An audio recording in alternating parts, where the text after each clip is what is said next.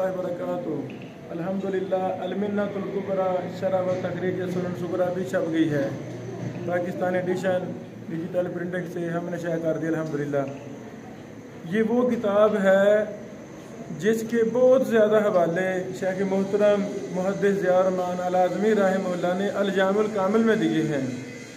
बड़ी जगहों पर लिखते हैं कि तफसील मैंने अल-मिन्नतुल कुबरा में लिख दी है।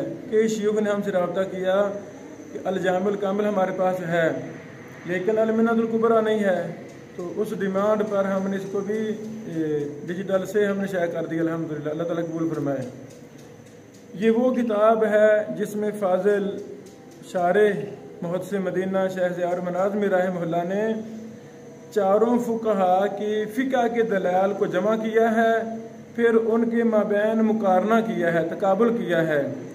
उन चारों में से किसकी बात राजे है, दलील के साथ उस पर उसको राजे करार दिया है अल्हम्दुलिल्लाह। यानी एक बहुत अहम काम अल्लाह की रहमत और तौफीक से हमने इसको भी पाकिस्तान में शाया कर दिया है बहुत अच्छे अंदाज में। अल्लाह ताला इसे कबूल फरमाए। और यहाँ दस्तयाब है, ये किताब 9 जिल्दों में है, 9 जिल्दों पर।